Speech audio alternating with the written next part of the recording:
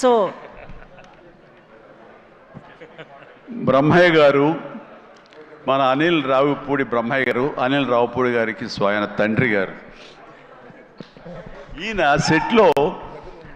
సెట్లో ప్రతిరోజు ఉండి తన కొడుకు యొక్క ఎదుగుదలని, కొడుకు పనితనాన్ని, కొడుకు సక్సెస్ని చూసి ఎంతగా ముచ్చటగా పుత్రోత్సాహాన్ని అనుభవిస్తున్నాడంటే ఒక్కోసారి నాకే కుళ్ళు వస్తుంది. నన్ను మించిన పుత్రోత్సాహాన్ని అనుభవిస్తున్నాడు ఈయన. And wonderful.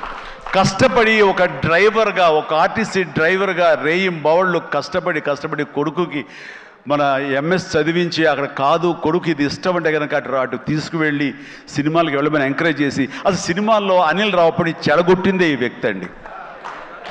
నాన్న చిరంజీవి సినిమా రిలీజ్ అయిన నాన్న 8 ఏళ్ళ కుర్రాడంటే, అరే పదరా అమ్మకి చెప్పరా వెళ్ళిపోదామని తీసుకెళ్ళి ఆ సినిమా చూసి, ఆ డ్యాన్సులు చూసి, ఆ వేసుకున్న బట్టలు ఏవైతే గ్యాంగ్ లీడర్ బట్టలు, ఇంకో బట్టలు ఆ బట్టలన్నీ అలాగే కుట్టించి టైలర్ దగ్గర కొడుకేసి, కొడుకు యానివర్సరీస్లో స్కూల్లో డ్యాన్స్ చేస్తుంటే చూసి ఆనందపడిపోయేటువంటి అల్ప సంతోషి, ఆనందపడేంత గొప్ప వ్యక్తి.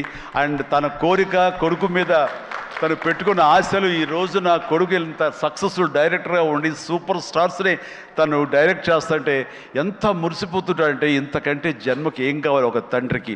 Congratulations and wonderful. ప్రతి నిమిషం ఆస్వాదించండి, ఆనందపడండి ప్లీజ్.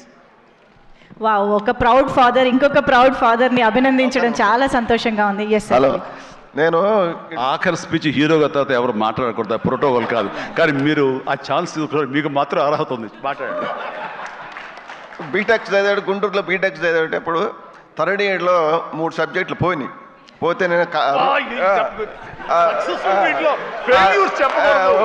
ఒక నిమిషం సక్సెస్ఫుల్ మీట్లో ఫెయిల్యూర్స్ చెప్పకూడదు సార్, ఒక నిమిషం. నాకు బాగుంది ఏంటానికి. నేను పోయితే వీడి ఫ్రెండ్ ఒకడు ఉంటే ఇద్దరు దుప్పట్ట కప్పుకొని గుడగుడ సినిమాలు ఎవరని చెప్పుకుంటారు. ఎవరు? చిరంజీవి గారి సినిమాలు.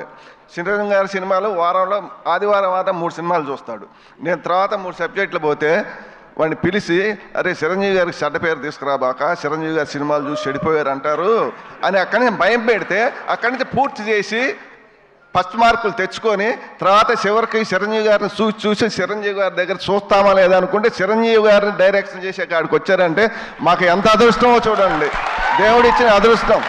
చిరంజీవి గారిని అసలు దూరం నుంచి చూడండి, అప్పుడు టికెట్లు తీసుకురావాలంటే చొక్కాలు దించుకొని తీసుకురావాలి టికెట్లు. అలాంటి చిరంజీవి గారిని చూస్తాం అనుకోలేదు.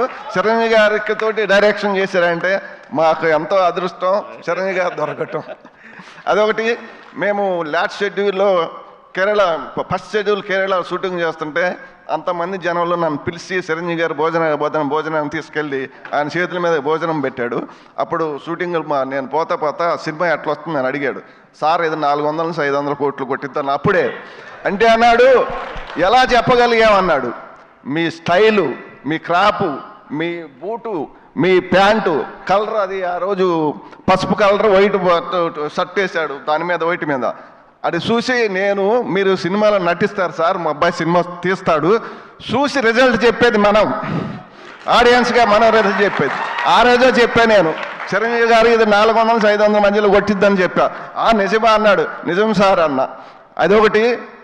మాకు అనిలు 100 మైళ్ళు స్పీడ్ సినిమా తీస్తే చిరంజీవి గారు దాన్ని 200 మైళ్ళు చేశాడు. ఒకరోజు నేను ఇంటి దగ్గర వాడు రాగానే సాయంత్రం పడుకున్నప్పుడు, అబ్బాయి తెల్లారి షూటింగ్ ఎన్నింటికని అడుగుతా, నాన్న నన్ను 9ంటికి లేపో 10ంటికి లేపో అంటాడు. ఒకరోజు నాన్న చిరంజీవి గారికి నేను 9ంటికి చెప్పాను, నన్ను 9:30కి చెప్పాను, నన్ను 9ంటికి లేపమన్నాడు. సరేనన్న. ఆ రోజు చిరంజీవి గారు 7:30కు సెట్లో కూకున్నాడు.